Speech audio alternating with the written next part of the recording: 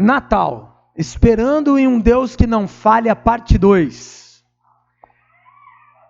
É clássico, né, nessa época do ano, uma igreja cristã falar do nascimento de Jesus. É clássico, e nós não poderíamos deixar de falar sobre Natal. Convenhamos que nascimento de Jesus é uma coisa e Natal é outra.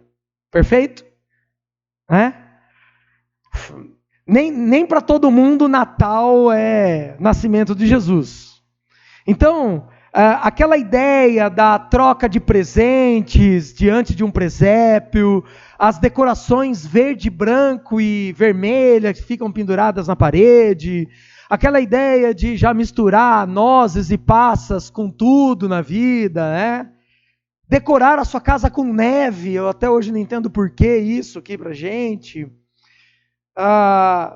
Tudo isso faz parte para a gente poder conversar um pouco sobre essa questão do Natal e o nascimento de Jesus.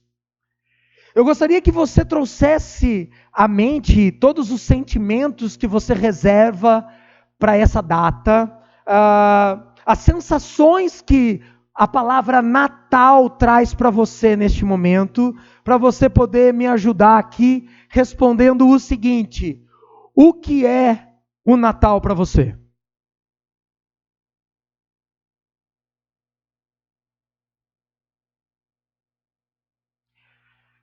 Preste bem atenção na resposta que você deu, não a que você está corrigindo agora.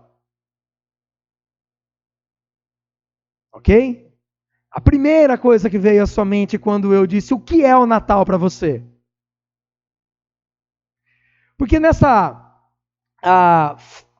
nesse momento que nós vivemos, onde há uma diferenciação clara de que Natal é uma coisa e nascimento de Jesus é outra, e eu estou afirmando isso para vocês. Talvez para você esteja falando assim: Marcão tá louco, onde que ele está querendo chegar com essa brincadeirinha aí, esse trocadilho sem graça? Não é um trocadilho sem graça. Me parece unânime que se nós pudéssemos escolher uma imagem para definir o Natal, seria essa aqui, ó.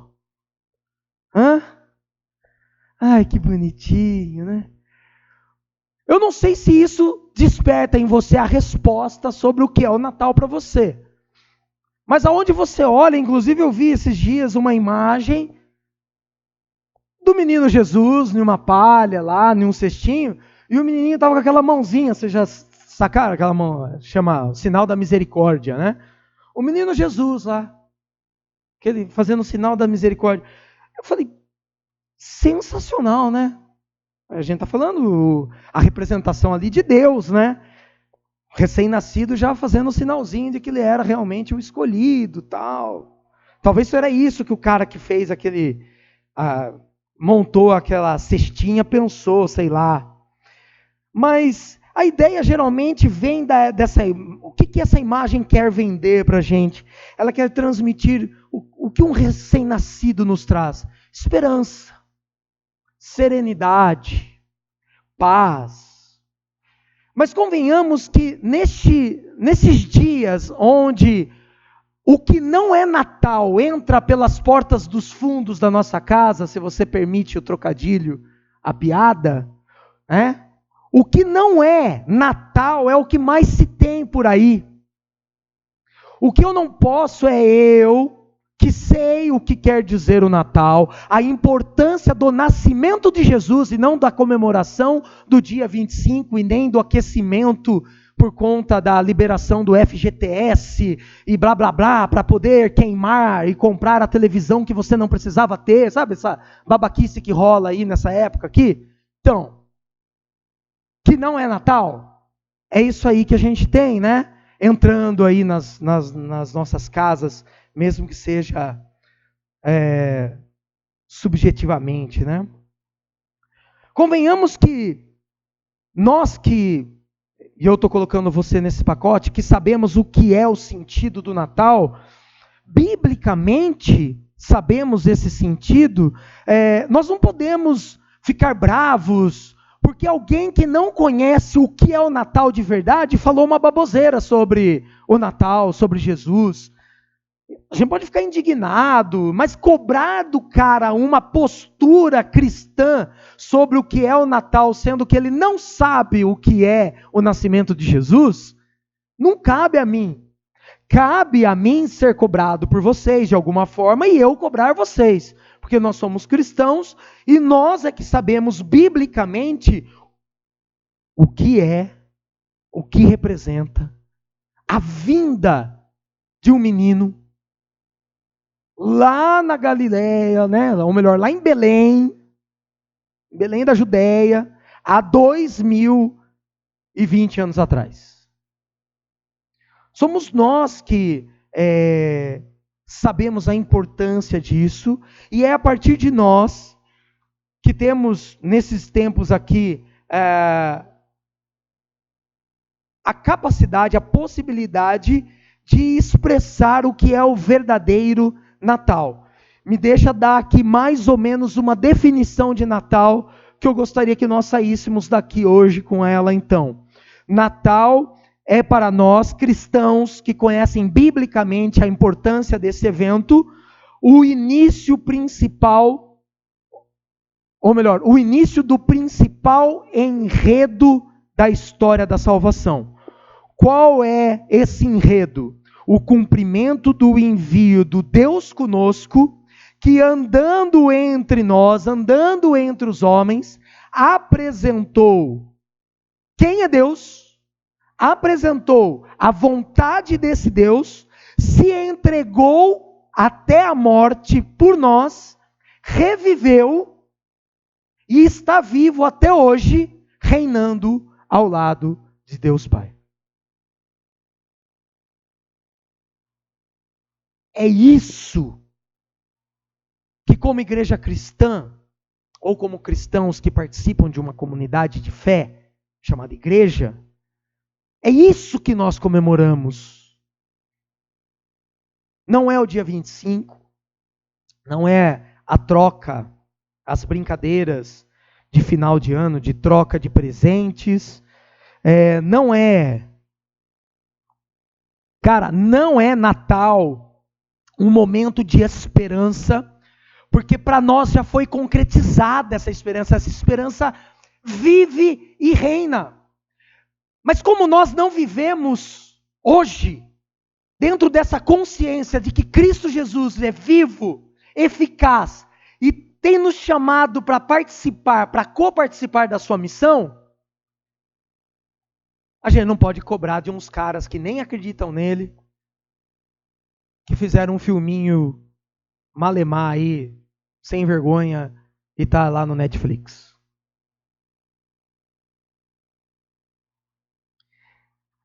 Para a gente fechar essa nossa série e concluirmos o que na semana passada a gente iniciou, falando que o Natal é mais do que comida, mais do que bebida, mais do que festa, mas sim é uma esperança depositada e já cumprida em um Deus que não falha. E então o que nós esperamos agora dessa celebração é o final dessa promessa. E o final dessa promessa é: estarei convosco até o fim e a consumação dos séculos. É isso que a gente comemora. Obrigado, Deus, porque o Senhor se fez homem. Obrigado, Deus, porque é real essa parada. O Senhor mudou a história. O Cristo homem mudou a história, até o calendário. Obrigado. A gente espera, Deus, aqui nessa noite com uva passas, nozes, todas essas coisas que a gente não come. Fala que não come, come pra caramba. A gente espera a sua volta. A gente deseja a sua presença aqui. É isso, é nessa esperança agora. E não numa esperança de transformação, né? De um portal que se abre. Tudo isso que a gente já amadureceu essa ideia. Bom, a gente precisa então fazer uma recordação do texto central, ou melhor, o pontapé da semana passada em Isaías 7,14, que diz assim: por isso o Senhor mesmo lhes dará um sinal, a virgem ficará grávida e dará à luz um filho e o chamará Emanuel. No texto de Isaías nós vimos que a promessa de Deus foi ao rei Acás, e o que Deus queria: Acás, seja fiel para comigo. Cara, quando você for escolher, Deus está falando assim através de Isaías para Acás, quando você for escolher alguma coisa que envolva a sua vida e o povo, escolha o que eu te oriento, escolha os meus caminhos. E aí o que vai rolar, Acás? Vai rolar salvação para Judá. Você não precisa ter medo dos seus inimigos, dos seus opositores, de Efraim, que é o reino do norte, Israel, né? Que tem a capital Samaria. Você não precisa ter medo de Efraim. Você não precisa ter medo da Síria. Pelo contrário, parte para cima deles que você vai ser vitorioso. E o sinal que eu te dou que isso vai rolar é que vai nascer uma criança. Vai nascer a criança de uma moça que não conheceu ninguém. E o nome dessa criança deve ser Emanuel, ou Deus conosco, ou ainda literalmente, pegando do hebraico, Deus no meio do povo. Então essa profecia de Isaías, né, de Deus, através do profeta Isaías para o rei Acás, era mais ou menos assim: vai rolar uma condenação para os inimigos e Judá será salvo. Mas o que aconteceu? O rei Acás confia nos conselhos dos seus líderes, dos outros homens, escolhe justamente o lado contrário da força, não segue as orientações de Deus, o desejo de Deus, faz o seu conchavo com os inimigos, se alinhando com eles, e Deus prepara a Síria para destruir os três, tanto a Síria, quanto Judá, quanto Israel ou Efraim. E aí vocês têm a história de todo o cativeiro e tal.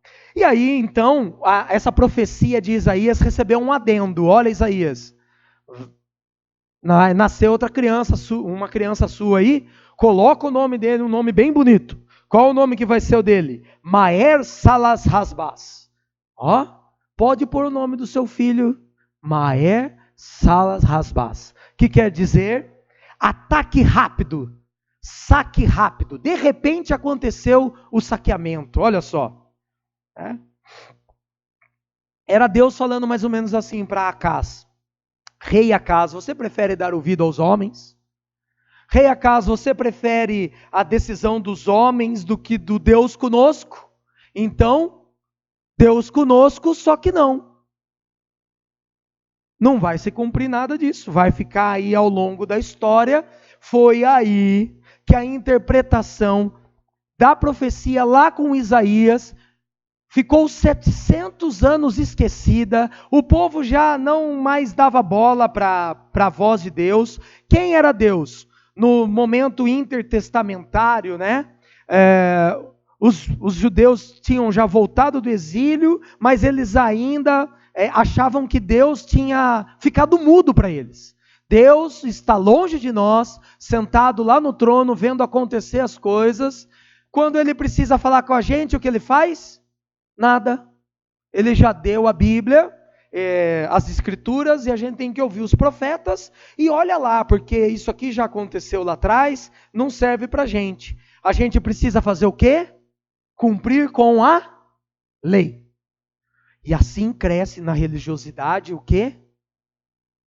O fundamentalismo à lei, as não sei quantas interpretações da lei, mais não sei quantas, tem um livro com mais de 700 leis para serem cumpridas, para esses caras conseguirem o favor de Deus. 700 anos se passam, E daí vem a história que nós vimos na semana passada, o cumprimento da promessa é Jesus. Jesus é o Deus conosco.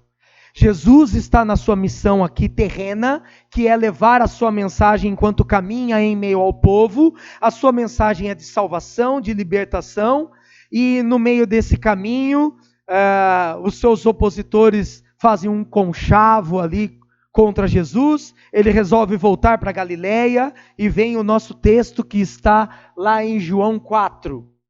Os fariseus ouviram falar que Jesus estava fazendo e batizando mais discípulos do que João. Bateu aí um medo, entre aspas, nos religiosos. Jesus está levantando um exército contra a gente. Embora não fosse Jesus quem batizasse, mas os seus discípulos. Quando Jesus ficou sabendo disso, saiu da Judeia e voltou uma vez mais a Galileia. Era-lhe necessário passar por Samaria. Vamos fazer uma pausa aqui. Como assim era-lhe necessário passar por Samaria? Havia 2 caminhos para chegar até a Galileia. Um mais comprido, um mais curto. O caminho mais curto passava no meio do território dos indesejados. Quem são os indesejados? O povo de Efraim. Aquele povo que há 700 anos atrás se articulou com os inimigos, para quê? Para quebrar a perna da Judeia. Junto com isso, esses caras, no longo da história, fizeram um acordo com outras 5 nações pagãs, e não retiraram, não combateram o paganismo dessas religiões, pelo contrário, abraçaram elas. Para vocês terem uma ideia da religiosidade da Samaria, eles abriram mão dos profetas. Por quê? Porque os profetas falavam mal deles. A gente não pode ficar com quem fala que a gente vai ser condenado. Com quem que a gente vai ficar? Vamos ficar só com os 5 primeiros livros. Só a Torá tá bom. Então, a religiosidade da Samaria, que eles diziam não ser diferente da religiosidade da Judeia, se diferenciava nisso. Não, a gente só fica com os 5 primeiros textos. Os outros falam mal da gente. A gente dividiu aqui, Reino do Norte, Reino do Sul. A gente até fez um conchavo com os outros povos contra vocês aí, mas não precisava falar mal da gente. Então esses profetas a gente não reconhece, não é a voz de Deus para nós. É isso que gera um ódio entre judeus e samaritanos. Para compensar a história, os samaritanos resolveram fazer o quê? Aonde é o lugar que adora a Deus? Jerusalém. O que os samaritanos fizeram? Não. Vamos construir nós o nosso templo. Aonde que é? Monte Garizim. É lá que é o nosso templo. É lá que Deus disse que é onde a gente deve adorá-lo. Então havia toda uma briga política, social, cultural, religiosa entre esses caras. Ao escolher entre o caminho mais curto e o caminho mais longo, a maioria dos judeus escolhia o caminho mais longo. Eu não vou passar no meio do território desses indesejados. Quem passava no meio do território dos indesejados? Os comerciantes, claro. Preciso vender alguma coisa aqui, né? Aí não é indesejado, né? Concorda comigo? Vai que liberou o FGTS dos caras lá também. Então aí continua o texto. Assim chegou a uma cidade de Samaria chamada Sicar, perto das terras que Jacó dera a seu filho José. Havia ali o poço de Jacó. Jesus, cansado da viagem, sacou a imagem? Caminhou, dor no pé, sentou, tirou a sandalinha, coçou as frieiras, deu aquela massageadinha no pé, falou: estou no prego hoje. Jesus, hein? Sentou-se à beira do poço. Isso se deu por volta do meio-dia, o horário do sol mais quente. Nisso veio uma mulher samaritana tirar água. Disse-lhe Jesus: dê-me um pouco de água. Os seus discípulos tinham ido à cidade comprar comida. A mulher samaritana lhe perguntou: como o senhor, sendo judeu, pede a mim, uma samaritana, água para beber? Pois os judeus não se dão bem com os samaritanos. Primeiro, era necessário passar na Samaria. Já dá uma dica de que tinha um propósito divino nessa história. Segundo, senta no poço ao meio-dia. Quem que ele esperava aparecer ali? Ninguém. Aparece uma mulher, sozinha. Qual que é o ritual da água do poço? Você acorda cedo, sai e encontra outras, geralmente eram as mulheres que buscavam água. Encontram outras mulheres, chama a vizinha, chama a tia, chama até a sogra, vai todo mundo junto, até lá o poço, pegar a água, põe no animal ou põe nas costas e volta para casa. Abastece a casa com a água por dia todo. Era mais ou menos assim que funcionava. Por que de manhã? Porque o sol está mais baixo, um horário fresquinho, né? Dá tempo de recuperar as energias e continuar cuidando da casa, fazendo os seus serviços e tudo mais. O que essa mulher foi fazer ao meio-dia? Desacompanhada. Ela está querendo se esconder do quê? Jesus lhe respondeu: se você conhecesse o dom de Deus e quem lhe está pedindo água, você teria pedido a ele e ele lhe teria dado água viva. Disse a mulher: o senhor não tem com que tirar a água e o poço é fundo.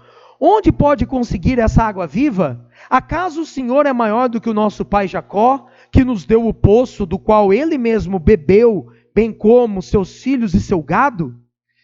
Essa resposta de Jesus é mais ou menos assim: se você conhecesse a misericórdia de Deus, o amor de Deus, a salvação de Deus, você conheceria Jesus, você conheceria o Messias.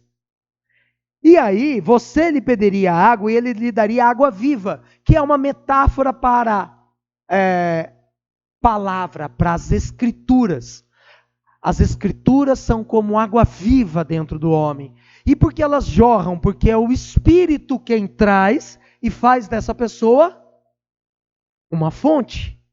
Não é do conhecimento adquirido, é da presença do Espírito que só Jesus pode soprar sobre o homem. Essa resposta ficou no ar. E a mulher não entendeu de que água Jesus estava dizendo e veio com essa história do poço.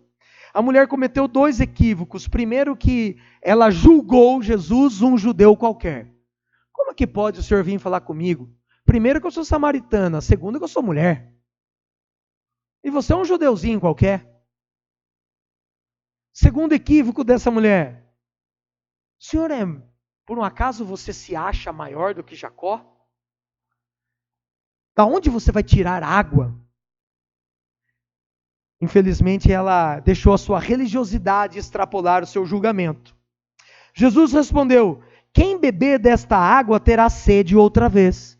Mas quem beber da água que eu lhe der, nunca mais terá sede. Pelo contrário, a água que eu lhe der se tornará nele uma fonte de água a jorrar para a vida eterna. A mulher lhe disse: Senhor, dê-me dessa água para que eu não tenha mais sede, nem precise voltar aqui para tirar a água. Vejam que ela ainda não entendeu de que água ele está falando. Porque é o seguinte, se matar a sede e ela tiver essa fonte, ela não precisa se esconder mais. Ela não precisa ir mais ao meio-dia lá no poço. Ela não precisa ir mais no poço sozinha, ela pode chamar outras pessoas para acompanhá-la. Então me dá dessa água, Senhor. O Senhor pode resolver os meus problemas, o Senhor pode me ajudar. Eu não quero mais ter que andar sozinha, vir escondida. Aí Jesus diz: ok, vou te ajudar. Ele lhe disse: vá, chame o seu marido e volte. Não tenho marido, respondeu ela. Disse-lhe Jesus: falou corretamente dizendo que não tem marido. O fato é que você já teve 5. E o homem com quem agora você vive não é seu marido. O que você acabou de dizer é verdade. Quando Jesus então confronta com o seu estado moral, o que está acontecendo é que o Jesus, que ela ainda não o reconheceu, não o conheceu, o Deus Emanuel é um Deus de profundo amor, mas ele não relativiza o pecado, ele se aproxima do pecador, mas ele não desconsidera o seu pecado, pelo contrário, para haver perdão precisa haver o encontro com a verdade. Essa pessoa precisa se encontrar o quê? Perdida, ela precisa falar, eu preciso me desapegar disso, porque eu estou errada disso. O que esse profundo amor de Jesus faz é justamente confrontar essa pessoa para saciar a sede que ela tem. Por isso que ela se escondia.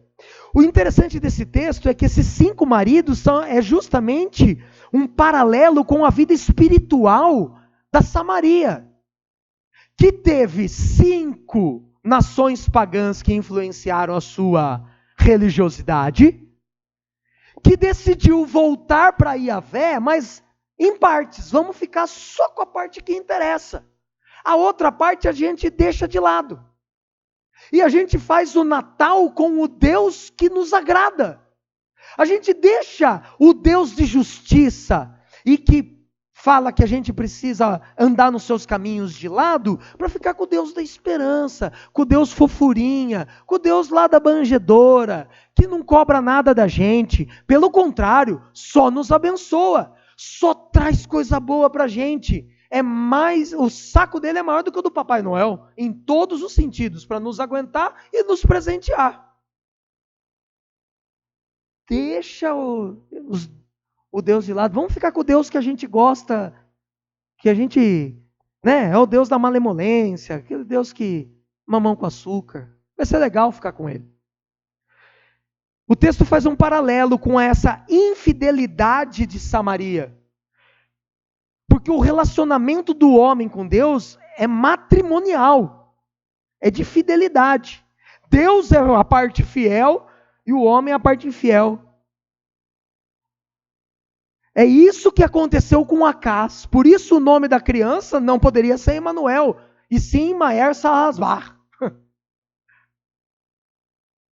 Por isso o Emanuel veio depois.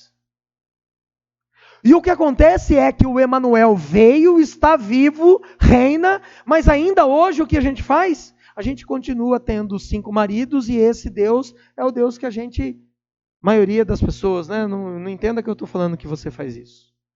É o Deus que a gente gosta de nos agraciar, que a gente pede e Ele nos abençoa, que a gente lamenta e Ele nos ouve, mas quando Ele pede, a gente finge que não ouviu, mas quando Ele diz, está aqui, a palavra, Moisés, os salmos, os profetas, siga ela, a gente fala, dá um sinal aí do alto, Jesus, mostra a sua estrela para a gente de novo.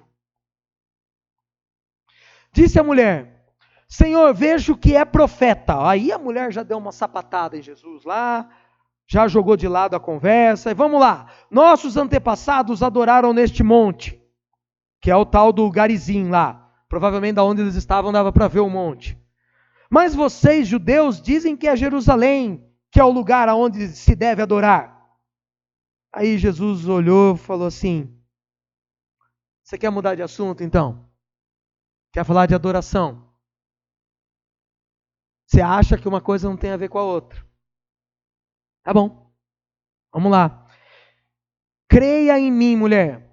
Está próxima a hora que vocês adorarão. Ou melhor, que vocês não adorarão. Que vocês não adorarão o Pai nem neste monte, nem em Jerusalém. Vocês, samaritanos, adoram o que não conhecem. Adoram o Deus que vocês construíram para vocês. Nós adoramos o que conhecemos, pois a salvação vem dos judeus. Jesus não está falando que só os judeus serão salvos. E nem que todos serão salvos. Ele está dizendo que a salvação vem dali. Inclusive nasceu lá em Belém. No entanto, está chegando a hora, e de fato já chegou, em que os verdadeiros adoradores adorarão o Pai em espírito e em verdade.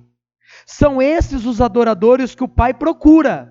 Deus é espírito, e é necessário que os seus adoradores o adorem em espírito e em verdade. O que Jesus está dizendo para essa mulher é o seguinte: mulher, receber a água viva, jorrar de si uma fonte, receber essa água viva, ter o conhecimento e a presença do Espírito, não é algo que você faz assim, eu vou começar a fazer aqui e o negócio vai acontecer. Não, isso acontece em espírito e em verdade, quer dizer, de um novo nascimento, da presença do Espírito Santo na sua vida, e em verdade, por causa de uma verdade, para uma verdade, através de uma verdade, e essa verdade chama-se Jesus. Por isso, os adoradores adorarão em espírito e em verdade, quer dizer, do novo nascimento por causa de Jesus. Esse é o verdadeiro conhecimento de Deus. Você não quis mudar a conversa? Então deixa eu falar uma coisa para você. Só faltou Jesus falar isso para ela. Não importa se Garizim ou Jerusalém, mas se a sua teologia não faz você conhecer a Deus, a sua teologia só serve para desviar a conversa para outros papos, para questões inúteis como essa, minha filha, a sua teologia é poço de conhecimento e arma do diabo. Ou você tem teologia para conhecer a Deus e conhecer a si mesmo, se arrepender, ter um novo nascimento e entender que a vida é para Jesus, por Jesus, através de Jesus, ou o seu conhecimento não serve de nada. Está mais para a mãe de Ná. Inclusive morreu, né? É verdade, morreu. Não morreu, produção? Mãe de Ná morreu, né? Graças a Deus, né? Tá bom. Nem sei porque eu falei da mãe de Ná. Vamos voltar aqui. Então é necessário em espírito e em verdade, através de um novo nascimento, por causa, através e para Jesus. Esse é o verdadeiro conhecimento. É para isso que deve servir a teologia. Aí a mulher então ficou mais brava ainda e disse assim, a resposta da mulher é mais ou menos, é que quando a gente lê o texto, a gente não pega essas nuances, né? Mas é como se a mulher tivesse falado assim para Jesus, tá bom, vai. Eu sei que o Messias, o chamado Cristo, está para vir. E quando ele vier, só quando ele vier, é que a gente vai saber a verdade. É que ele vai explicar tudo para nós. Então, fica com o seu, eu fico com o meu. Como você vem falar que a minha teologia não presta? Você tá doido? Seu judeuzinho barato. Mais ou menos, tá? Estou só explicando a nuance. Aí então Jesus declarou, eu sou o Messias. Eu que estou falando com você. A gente não pega, mas só para você ter uma ideia, se esses caras samaritanos só tinham os 5 primeiros livros para seguir, da onde é que ela tirou essa ideia de que viria um Messias? Eles abriram mão dos outros textos porque, vai vir Jesus e vai nascer em Belém? Não vai nascer na Samaria? Não serve para mim. Vai vir um Jesus que aceita até gay? Não serve para mim. Que aceita negro, branco, azul, amarelo? Não serve para mim. Tem que vir um Jesus que abra o saco de bênçãos para mim. Tem que vir um Jesus que ouça a minha oração e faça o que eu quero. Então não me venha com essa sua teologia barata aí que você aprendeu na Bíblia. Ela não serve de nada, só come marmelada. Eu quero a minha teologia. Do meu Deus que me dá a vitória. Sapateia, manto, né?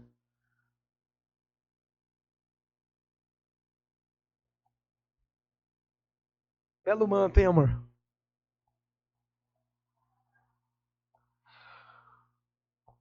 Quando Jesus, então, ouve dela, que ela manja de teologia também, que ela já ouviu falar que vai vir um Messias, é quase que ela está tirando um sarrinho de Jesus nessa hora, viu? Então tá bom, vai. Fica esperando o Messias chegar aí, viu? A hora que ele chegar aí a gente conversa. Aí ele vai contar quais são os propósitos de Deus pra gente. Eu sou. Onde é que surgiu o eu sou? Êxodo. Fez completo sentido para essa mulher. Eu sou? Você eu sou?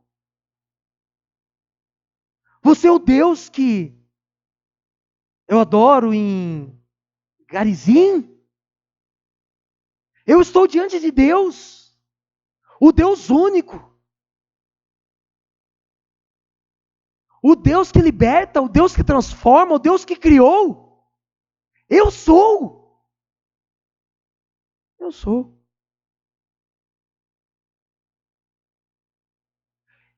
Eu sou é igual a Emanuel, que é igual a Messias, que é igual a Jesus. Eu sou. O Deus único, mas também o único Deus que veio para viver aqui, libertar os que o adoram. Para libertar os que vivem em uma comunidade que o reconhece como dom de Deus, isso é, como salvação, como libertação, que o reconhecem como a graça da salvação, como a glória revelada de Deus Pai, como a concretização da voz de Deus, como a personificação da palavra de Deus, a testemunha, a prova de que Deus não é um Deus mudo, distante, sentado lá no céu, olhando para as coisas que acontecem aqui. Pelo contrário, eu sou Emanuel, Jesus, o Messias, o Cristo, o Deus presente, que age, que está próximo, que está perto, a esperança da transformação deste mundo através da verdade, da palavra, da presença do Espírito. É isso que eu e você precisamos celebrar. A presença da palavra, do Espírito, da verdade que liberta aqui hoje. E não mais de uma esperança que vai acontecer. Não, já aconteceu. Ou nós vivemos a tensão dessa esperança de verdade aqui, já, agora. Ou nós vamos continuar criando o Natal do Deus que age conforme a gente quer que tem um saco bem grande para nos ouvir e nos abençoar, só isso. Por isso, Natal do Emanuel, do Deus eu sou, da presença de Jesus, cara, é a celebração de que Deus cumpriu a sua promessa enviando Deus conosco. E esse Deus conosco hoje está presente onde e como? Aqui, cara. A igreja vive pelo Espírito do Filho. O Deus conosco hoje aqui é visto, vivido, toca outras pessoas, está presente na vida das pessoas através da igreja, de nós, de mim, de você. O que nós celebramos é essa graça no Natal, que Deus está nos chamando para sermos parte ativa dessa ação dele aqui hoje. Como que a gente faz isso? Andando por aí, claro, como o mestre fez, apresentando Deus e a sua vontade. E aí é interessante, se entregando a Cristo Jesus até a morte. Porque nós também revivemos hoje, porque vivemos a vida dele, mas amanhã viveremos eternamente na sua presença. E é para isso que nós fomos chamados aqui. Essa celebração é a verdade do Natal pro cristão, para mim, para você, para esta comunidade. Se assim não for, esse Deus não é o seu marido. Já tivestes outro, e esse não é o seu marido.